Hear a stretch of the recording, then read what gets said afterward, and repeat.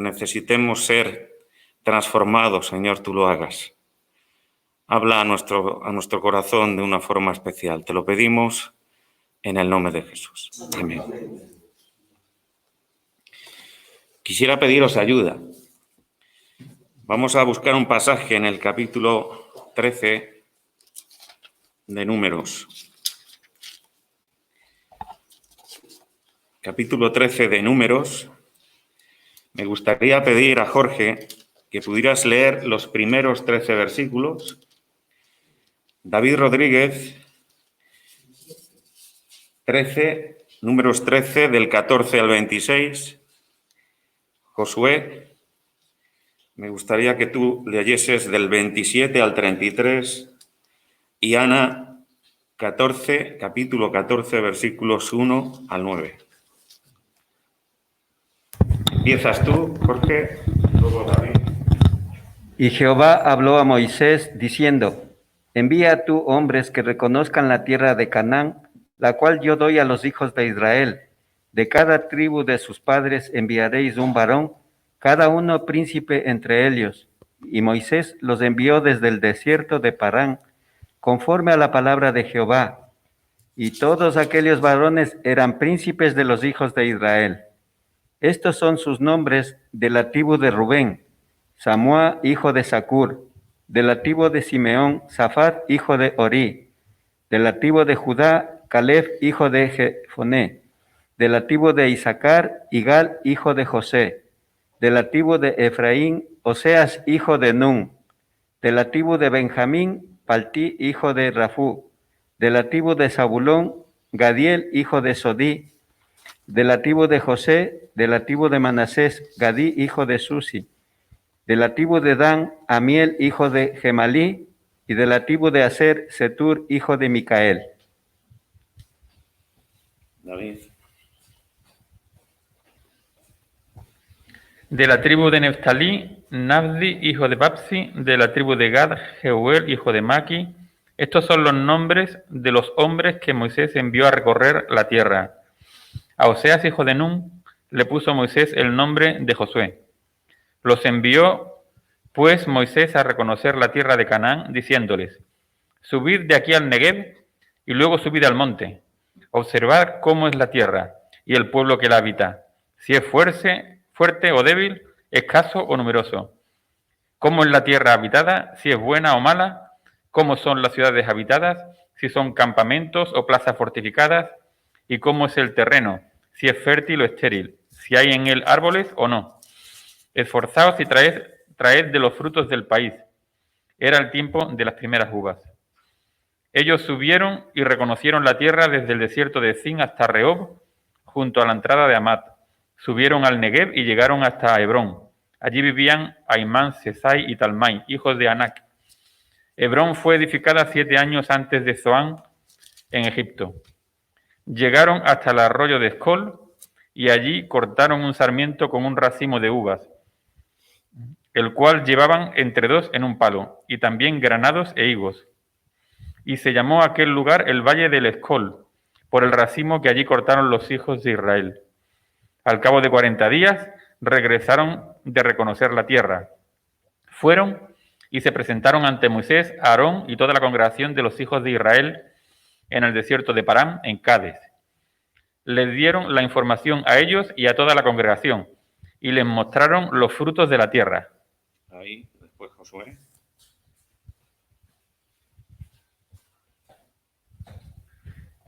Y les contaron diciendo: Nosotros llegamos a la tierra a la cual nos enviaste, la que ciertamente fluye leche y miel, y este es el fruto de ella. Mas el pueblo que habita aquella tierra es fuerte, y las ciudades muy grandes y fortificadas. Y también vimos allí a los hijos de Anac. Amalek habita el Negev, y el Eteo, el Jebuseo y el Amorreo habitan el monte. Y el Cananeo habita junto al mar y a la ribera del Jordán. Entonces Caleb hizo callar al pueblo delante de Moisés y dijo: Subamos luego y tenemos posesión de ella, porque más podremos nosotros que ellos. Mas los varones que subieron con él dijeron: No podremos subir contra aquel pueblo, porque es más fuerte que nosotros. Y hablaron mal entre los hijos de Israel, de la tierra que habían reconocido, diciendo: La tierra por donde pasamos para reconocerla es tierra que traga a sus moradores, y todo el pueblo que vimos en medio de ella son hombres de grande estatura. También vimos allí gigantes, hijos de Anac, raza de los gigantes, y éramos nosotros, a nuestro parecer, como langostas, y así les parecíamos a ellos. Anita. Entonces toda la congregación gritó y dio voces, y el pueblo lloró aquella noche, y se quejaron contra Moisés y contra Aarón, todos los hijos de Israel, y les dijo toda la multitud: ojalá muriéramos en la tierra de Egipto, o en este desierto ojalá muriéramos. ¿Y por qué nos trae Jehová a esta tierra para caer a espada y que nuestras mujeres y nuestros niños sean por presa? ¿No nos sería mejor volvernos a Egipto? Y decían el uno al otro: designemos un capitán y volvámonos a Egipto. Entonces Moisés y Aarón se postraron sobre sus rostros delante de toda la multitud de la congregación de los hijos de Israel. Y Josué, hijo de Num, y Caleb, hijo de Jefone, que eran de los que habían reconocido a la tierra, rompieron sus vestidos y hablaron a toda la congregación de los hijos de Israel, diciendo: la tierra por donde pasamos para reconocerla es tierra en gran manera buena. Si Jehová se agradare de nosotros, él nos llevará a esta tierra y nos la entregará, tierra que fluye leche y miel. Por tanto, no seáis rebeldes contra Jehová, ni temáis al pueblo de esta tierra, porque nosotros los comeremos como pan, su amparo sea apartado de ellos, y con nosotros está Jehová, no los temáis. Muchísimas gracias, incluido a ti, cariño, por tantos paseos. Bueno, solamente decir que antes de comentar el inicio de esta reflexión, hemos de tener en cuenta que el Señor sistemáticamente, una y otra vez, el Señor les había prometido al pueblo que les iba a meter en aquella tierra. En Éxodo 23, no hace falta que lo busquéis, dice: date cuenta, Israel, que yo envío mi ángel delante de ti para que te proteja en el camino y te lleve al lugar que te he preparado. Préstale atención, obedécelo, no te rebeles contra él, porque va en representación mía y no perdonará tu rebelión. Si lo obedeces y cumples con todas mis instrucciones, seré enemigo de tus enemigos y me opondré a quienes se te opongan. Mi ángel, que es una alusión al Señor Jesucristo, mi ángel te guiará y te introducirá en la tierra de estos pueblos que voy a exterminar. Tierra de amorreos, hititas, fereceos, cananeos, heveos y jebuseos, en toda nación donde pongas el pie. Haré que tus enemigos te tengan miedo, se turben y huyan de ti. Así que seguramente os pensaréis, qué pasaje más extraño, ¿verdad? Para predicarlo en un domingo. Y es que hay cosas que son muy llamativas y que, por supuesto, tienen cosas que enseñarnos. Al iniciar la reflexión, necesariamente hemos de preguntarnos: ¿es Dios quien manda que se reúna un grupo de espías para reconocer la tierra? Jehová habló a Moisés diciendo: envía a tus hombres que reconozcan la tierra de Canaán, la cual yo doy a los hijos de Israel. De cada tribu de sus padres enviaréis un varón, cada uno príncipe o jefe entre ellos. Pues aparentemente el texto dice lo que dice. Ahora, uno pensando en pura lógica, dices: ¿por qué necesita el Señor reconocer el terreno? Si Él lo sabe todo. Sabe dónde están los enemigos, sabe cuánto armamento tienen, sabe cuántas catapultas tienen, sabe cuánto es el número de los soldados. ¿Por qué enviar espías a reconocer el terreno? En el libro de Deuteronomio, capítulo 1, vamos a leerlo, esto sí. Capítulo 1 y versículos 20 al 22. Dice allí, sabéis que Deuteronomio es un recordatorio, una recopilación de todo lo que ha ocurrido. Y dice, habéis llegado al monte del Amorreo. Entonces os dije, habéis llegado al monte del Amorreo, el cual Jehová nuestro Dios nos da. Mira, Jehová tu Dios te ha entregado la tierra, sube y toma posesión de ella como Jehová, el Dios de tus padres, te ha dicho, no temas ni desmayes. Y vinisteis a mí todos vosotros y dijisteis, enviemos varones delante de nosotros que nos reconozcan la tierra y a su regreso nos traigan la razón del camino por donde hemos de subir y de las ciudades a donde hemos de llegar.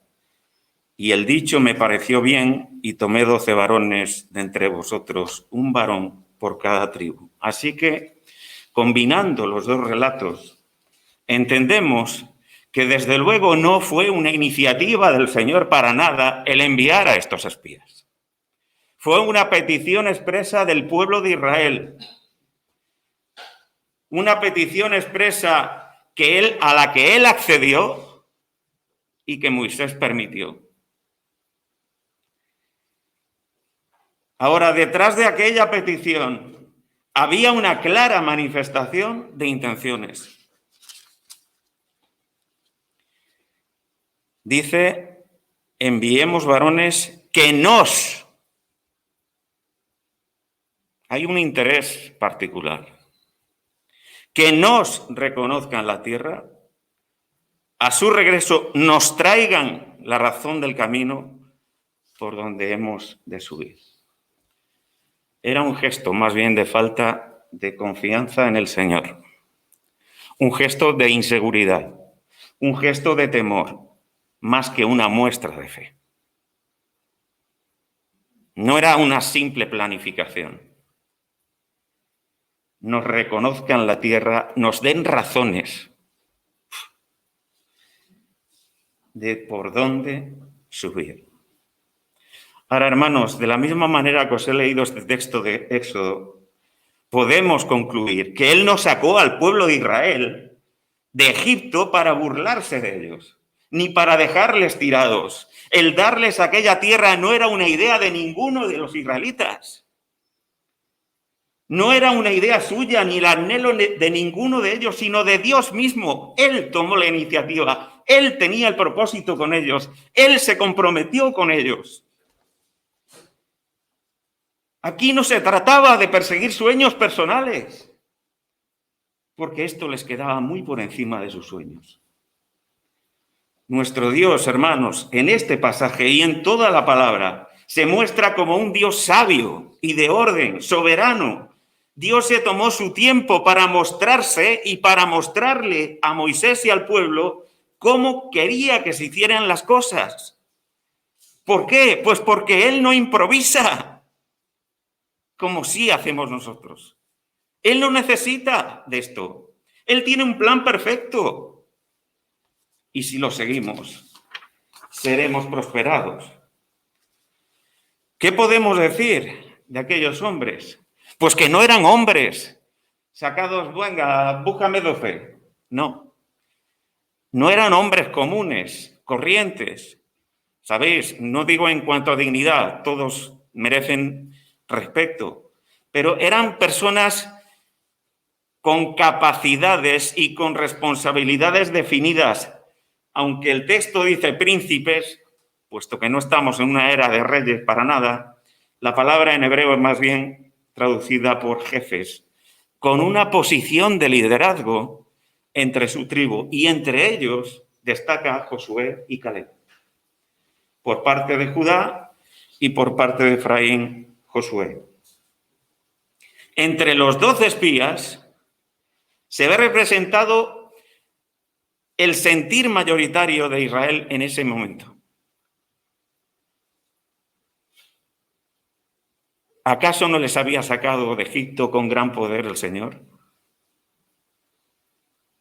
De esos 12 hombres podemos concluir que todos vieron las plagas, que todos fueron redimidos del horno de fuego, de ese estar continuamente como esclavos, cociendo ladrillo, sometidos a tortura, sometidos a trabajos forzados, y Dios los sacó ahí a todos.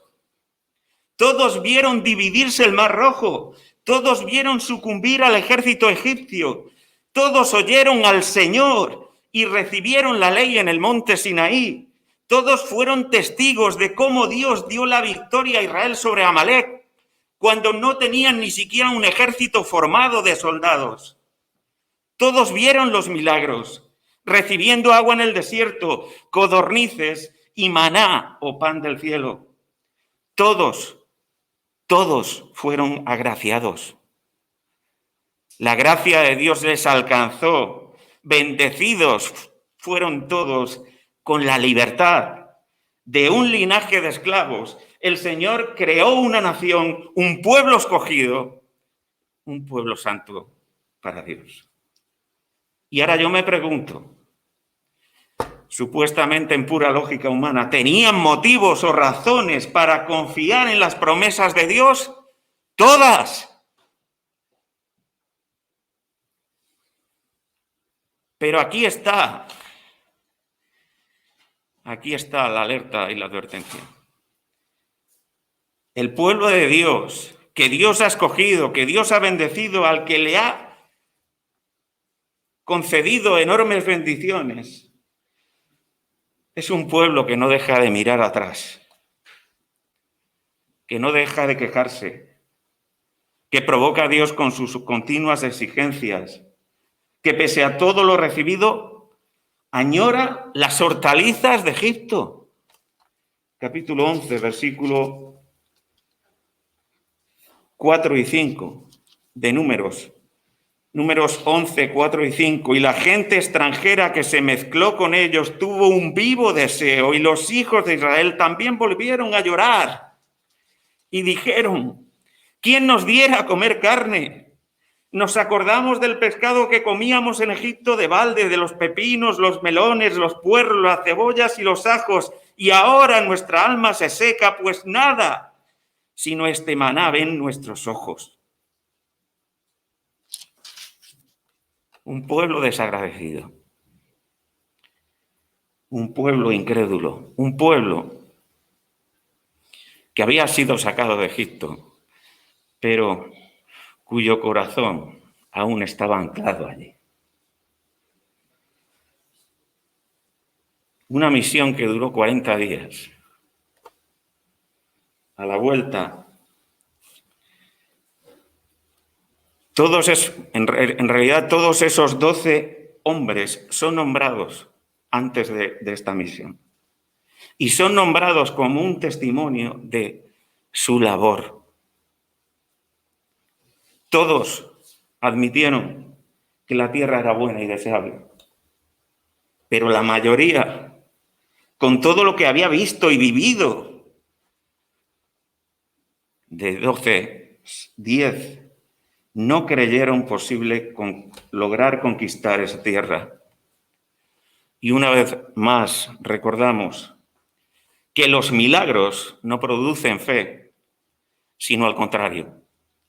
Por medio de la fe, a veces, si es la voluntad de Dios, el Señor nos permite ver milagros. La mayoría hablaron como si Dios no existiese.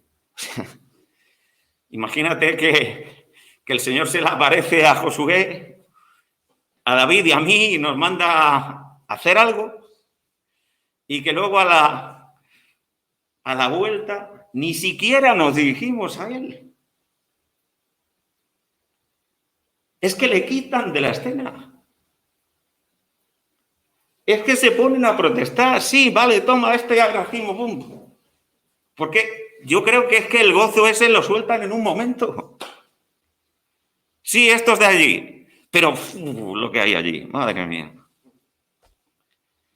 Ciertamente estaban fortificados, eran fuertes, había gigantes. Si eso era la realidad. Si no estaban mintiendo. Pero sus argumentos reflejan que se enfocaron en los problemas más que en el que les encomendó la misión. No podemos subir contra ellos. Fijaos los verbos. Son más fuertes que nosotros. Sus ciudades están muy bien fortificadas. Vimos gigantes. A sus ojos somos como langosta. Esa tierra nos va a devorar. Traducción, esa tierra es inconquistable. Es imposible entrar allí. No hay ninguna posibilidad. Y ese fue el pecado. Se quedaron como meros analistas de riesgos. Diseñaron un diagnóstico sin dar ninguna opción a Dios, en quien residía su auténtico potencial y quien les había llevado hasta allí. 2 años habían pasado. Estaban a las puertas de entrar en la tierra prometida y se rebelan contra el Señor. Estaba hoy pensando en lo que los hermanos nos han compartido. Y hermanos, por eso os decía que aquí hay una advertencia. Dice que había gente extranjera y que esa influencia hizo que también los hijos de Israel se uniesen a ellos en ese anhelo por las hortalizas, pero no solamente por eso. Digamos que dentro del pueblo de Dios se acogió una actitud de ingratitud. La ingratitud generó descontento. El descontento generó disgusto. Fijaos qué palabras con las que se refieren al maná, el pan del cielo. Estamos ya hastiados de este pan liviano, dice en un texto.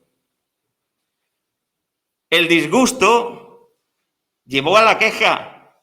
La queja llevó a la murmuración, que en estos capítulos atrás ya se ha manifestado. Y la murmuración da lugar a la incredulidad y posteriormente a la rebelión. Es como una cadena. Tú dejas entrar una brecha en tu corazón y el enemigo ataca hasta el fondo. Me gusta siempre mucho la imagen del caballo de Troya. El enemigo le encantan los caballos de Troya. Ponerte delante un regalito envenenado y cuando tú lo metes a tu vida, zaca, pum, te explota y te rompe en 1000 pedazos por dentro. Fueron parte del problema aquellos 10 espías, pero no de la solución. Su consejo, informe negativo, tuvieron un efecto devastador. Desanimaron al pueblo, les hicieron llorar y les hicieron dejarse llevar o inflamar por un espíritu de ira. Murmuraron contra Dios. Hablaron de nombrar un nuevo jefe y volver a Egipto, incluso ante las palabras de Josué y Caleb. ¿Pero qué estáis diciendo? Pero nos estamos volviendo locos. Pero si el Señor está con nosotros, estos no tienen ninguna posibilidad. Ante las palabras de Josué y Caleb, hablaron de apedrearlos. Y aunque no se menciona, seguramente detrás de ellos estarían como también opciones Moisés y Aarón. Números 14, 30 y 31.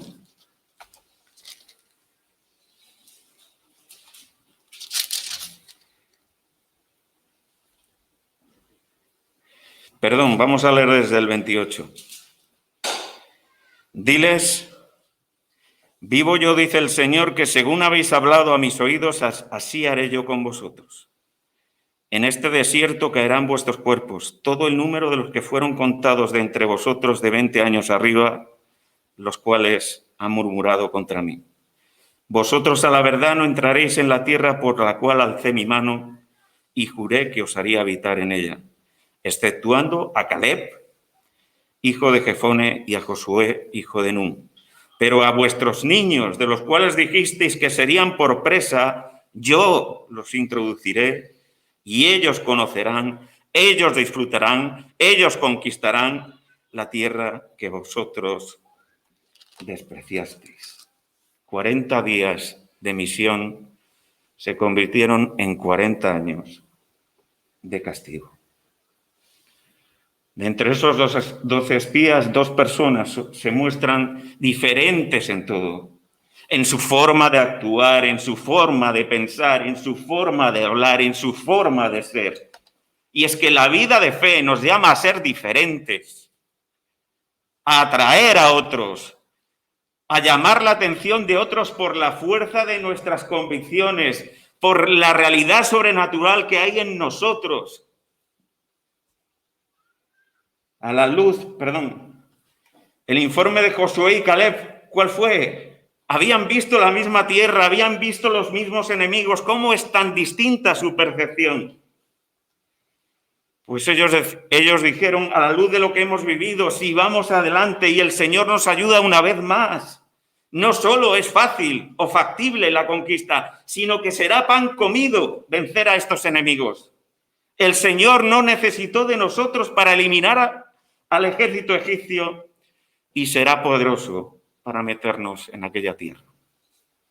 Ellos usan la fe, no en su capacidad, no en su armamento, no en su capacitación o en su entrenamiento, no en la estrategia militar, sino en Dios y en sus promesas.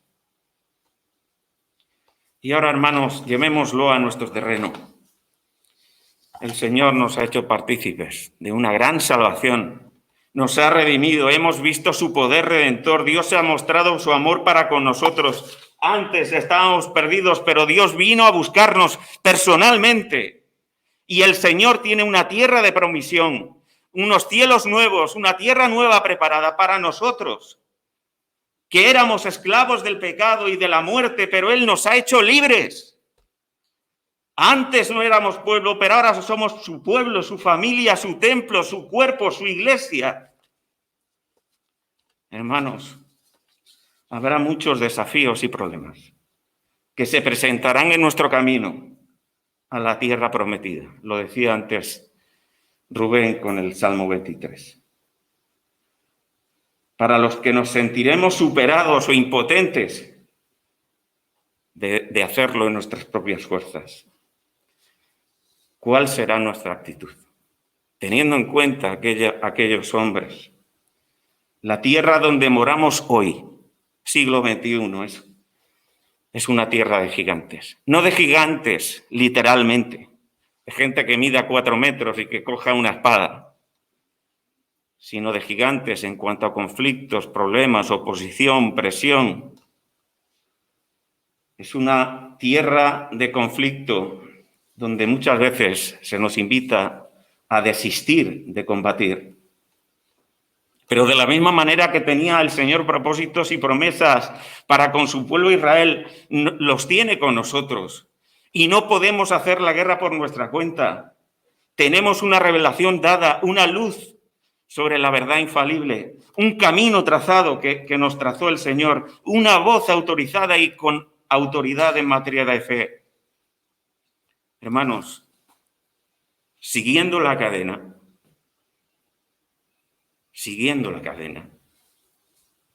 ¿estamos dando espacio a la ingratitud en nuestra vida? ¿Estamos dando espacio al descontento? ¿Nos disgusta lo que el Señor ha hecho, lo que el Señor nos da, lo que el Señor nos propone, lo que el Señor nos manda? ¿Estamos descontentos con Él? ¿Le damos espacio a la queja? ¿Le damos espacio a la murmuración? ¿Le damos espacio a la incredulidad? ¿Le damos espacio a la rebelión? La vida de fe es incompatible con la incredulidad. Hebreos capítulo 3. Allí el apóstol Pablo, el autor de los Hebreos, aunque ya sabéis que algunos maestros consideran que Pablo es el autor, capítulo 3 y versículos 12 al 14, está aludiendo a este caso concretamente. Si leéis los versículos 8, veréis que se está refiriendo a aquel suceso. Y dice el autor de los Hebreos: mirad, hermanos, que no haya en ninguno de nosotros corazón malo de incredulidad para apartarse del Dios vivo. Antes, exhortaos. Y la exhortación no es una bronca, la exhortación es una llamada de atención, es una llamada de aliento, es un coger y abrazar al hermano, un echarle el brazo sobre el hombro y decirle, ten cuidado, hermano, te quiero, cuidado, algo está fallando.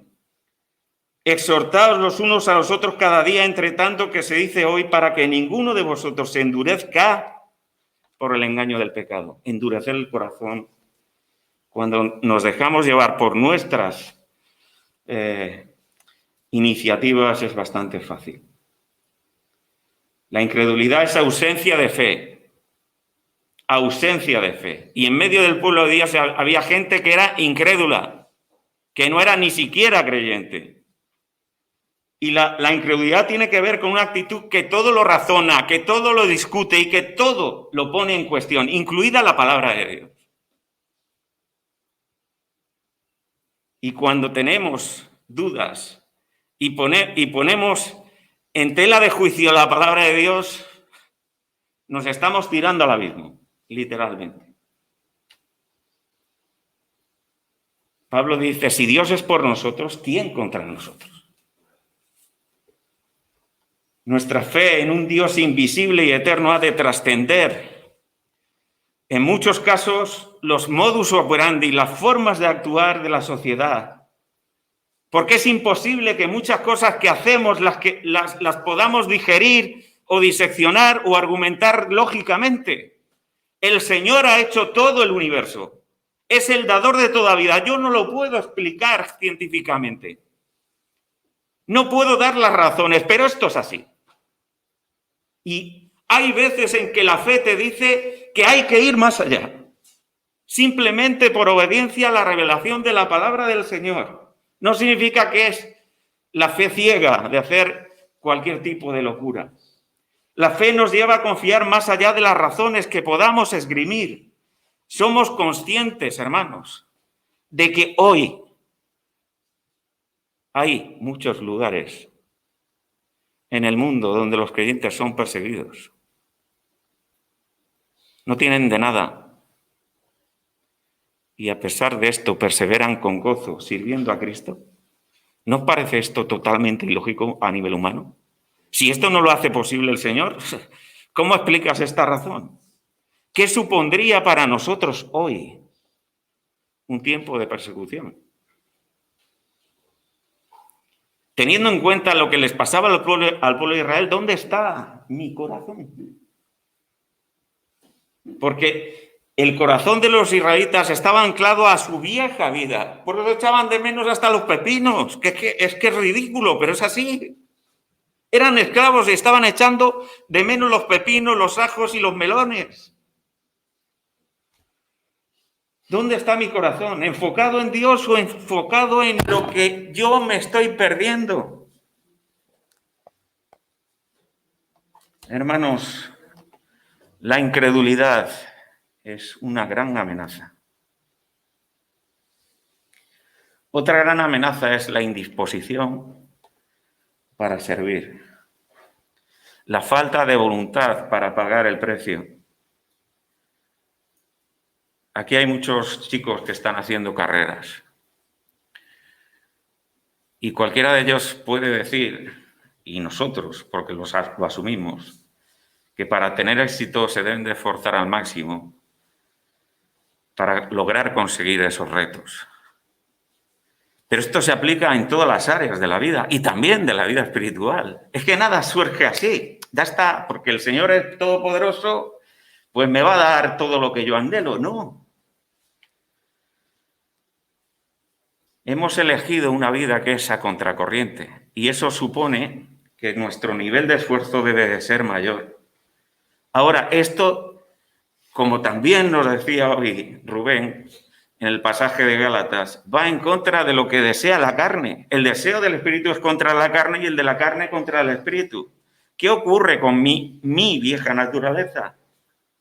Ante el deseo y ante las demandas del Señor de que le sirva, yo puedo decir, no tengo ganas, que lo hagan otros, yo estoy ocupado, yo no puedo, tengo otras cosas que hacer. ¿Para qué? Si todo es igual.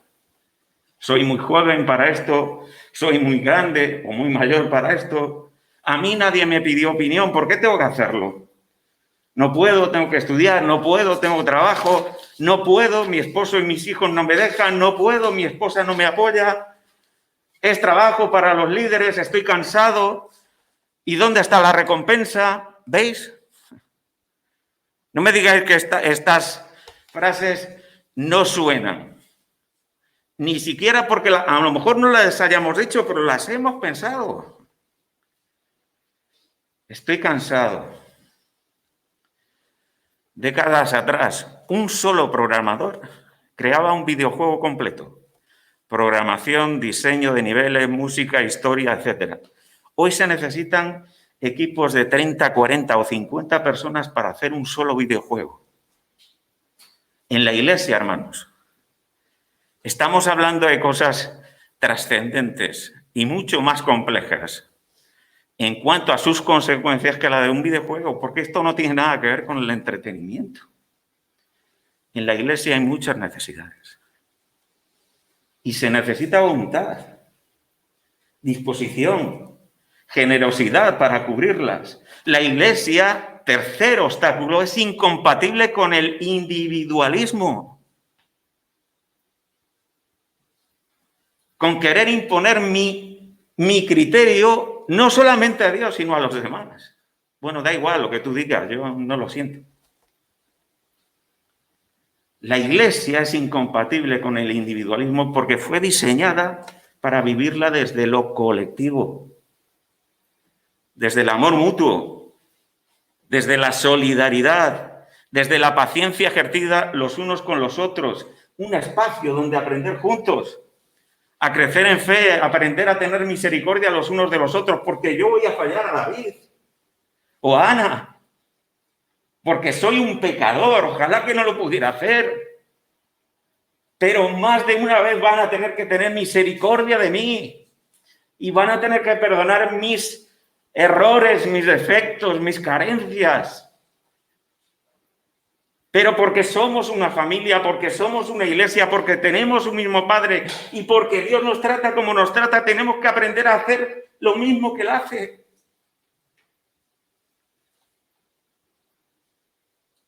Un lugar donde reconocer que aquí hay un Señor, que no es ni David ni Alfonso, que es el Señor Jesús que nos rescató. Y que como le tenemos a Él como Señor, necesitamos acompañar nuestra vida de obediencia, de humildad, de devoción. Hoy hay una misión, claro que sí. Ya no es ser espías, sino ser testigos. Porque ¿para qué se enviaron espías? Para decir, bueno, vamos para allá, que eso es la bomba. La tierra que nos ha prometido el Señor es lo mejor que he visto en la vida. Ese hubiese sido el mensaje adecuado. No sabemos cómo vamos a conquistarlo, pero si el Señor ha dicho que nos mete, nos mete. Y bueno, vamos a disfrutar.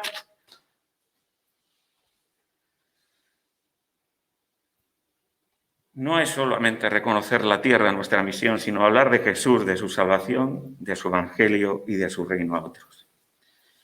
La iglesia, hermanos, no se sustenta o sostiene por meras tradiciones, ni por planes humanos, ni por soñadores. Se sustenta en la guía del Espíritu Santo por medio de su palabra.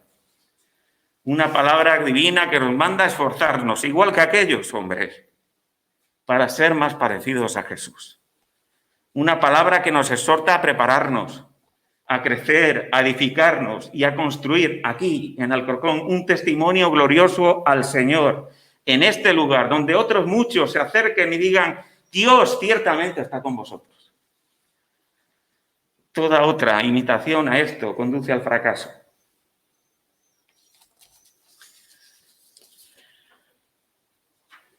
Decía Jean Cocteau, no sé si lo he dicho bien, no se debe confundir la verdad con la opinión de la mayoría. Una buena frase. La mayoría, con todo lo que habían visto y vivido, no creyeron posible lograr conquistar esa tierra. La mayoría, qué recurrente tendencia. Dejarnos arrastrar por lo que piensa y hace la mayoría a veces es nuestro peor error. Hacer lo que la mayoría piensa no es lo correcto si no es conforme a la voluntad de Dios. Los amigos de Daniel y el mismo Daniel nos dan testimonio de ello cuando unos se enfrentaron a un horno de fuego y el otro se enfrentó al foso de los leones por no obedecer lo que el emperador de turno les dijo. El apóstol Pedro dijo, hemos de obedecer a Dios antes que a los hombres. Dos de estos espías les plantaron cara a esa percepción pesimista, incrédula y al discurso descreído de sus compañeros. La mayoría hablaron como si Dios no existiese. Y hermanos, pensemos, aunque fuera inconscientemente, en nuestro fuero interno, si estamos dando pie a esta serie de actitudes en nuestro corazón. ¿Somos de los que deciden mirar al Señor en una actitud de fe? ¿O en ocasiones los que quieren tirar la toalla y volverse? En verdad estamos en un tiempo complicado, pero el verdadero campo de batalla está en mi corazón y en mi voluntad. El verdadero campo de batalla está en mi falta de visión, en mi falta de fe seguramente, para contemplar a Dios en medio del fuego como les pasó a los amigos de Daniel. El Señor nos convoca para reunirnos, para alabar a Dios, para aprender de la palabra, para dar testimonio como parte de nuestra comisión. Y esta pandemia, hermanos, esta pandemia ha supuesto un nivel mayor de miedo, de temor. Nos sentimos vulnerables y frágiles. ¿Cuántos han muerto? Es lógico. Pero la amenaza es que nos han recluido, esta pandemia nos ha recluido en nuestras casas por largo tiempo y ahora cuesta vencer una dinámica de pereza y de conservadurismo. Cuesta vencer las distracciones y esta es parte de nuestra lucha también y de nuestra responsabilidad. Por último, queridos hermanos, ¿cuántos estamos dispuestos a servir? A prepararse, a entender más de la palabra, a visitar enfermos, a ser enlaces de puertas abiertas o en la operación Niño de Navidad. ¿Sabéis que estos puestos están vacantes? Algunos hermanos anónimamente o hermanas lo hacen sin que nadie se entere. Pero, por ejemplo, Puertas Abiertas no tenemos ningún enlace. Operación Niño de Navidad lo hacía Sami.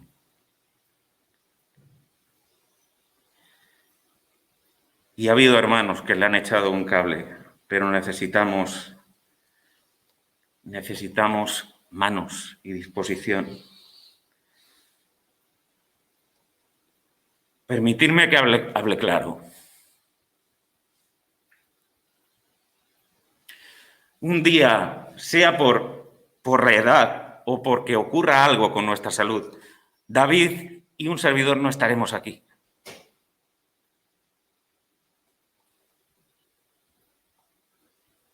La iglesia necesita relevos. Óscar está en su casa y aquí no hay música.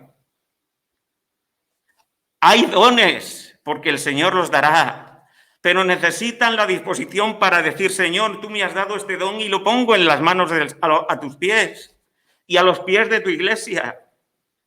Necesita la iglesia personas comprometidas, apasionadas con el Señor, enamoradas del Señor y de su obra, porque ser buenos samaritanos, porque ser buenos cristianos nos llama a la incomodidad y a pagar un precio. Siempre. Fijaos el precio que pagó el Señor, la cruz. A implicarnos con compasión en las realidades de un mundo que se duele y que sufre. ¿Qué vamos a hacer con este mensaje, hermanos?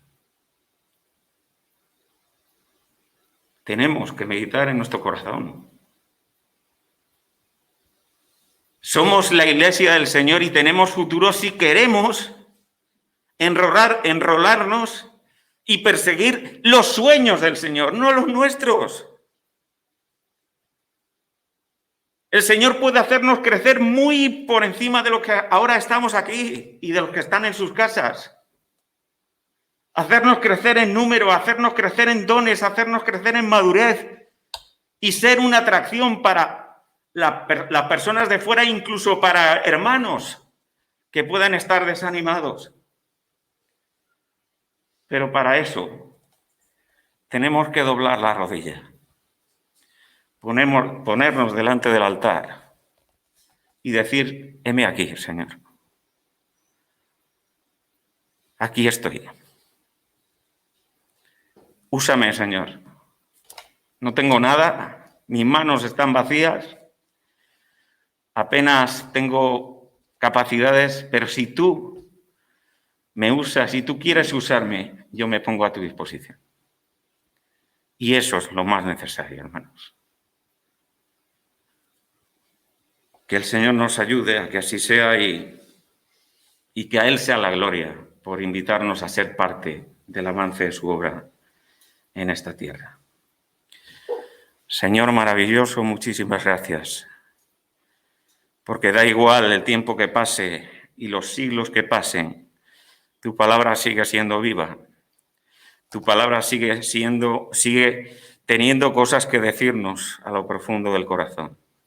Tu palabra nos alerta de numerosas amenazas y de numerosos gigantes a los que hay que combatir. Líbranos de la ingratitud. Líbranos del descontento, líbranos de estar a disgusto contigo, líbranos, Señor, de la queja, o de la murmuración o de la incredulidad. Líbranos, Señor, de vivir a nuestra manera, de hacer la guerra por nuestra cuenta, de ceder al individualismo, de no estar dispuestos a seguirte, Señor. Ayúdanos a abrir los ojos, a ver el tesoro tan increíble que nos has dado. Gracias por nuestros jóvenes, gracias por los niños, gracias por la vida de cada familia, gracias por habernos reunido, cada uno de un lugar, cada uno con una experiencia contigo distinta. Ayúdanos a aprovechar cada una de estas cosas. Dirígenos en todo, Señor. Úsanos para ti. Trae una actitud de sometimiento, de humildad, de devoción y de apasionamiento por ti. Ayúdanos a que nuestro corazón, Señor, no esté anclado en aquello que no conviene, en metas, Señor, irreales, en fantasías y vanidades ilusorias. Ten misericordia y bendice a tu pueblo aquí en Alcorcón, Señor. Te rogamos, Señor, que tú nos permitas, Señor, ser avivados y glorificarte a ti como tú te mereces. En el nombre de Jesús. Amén.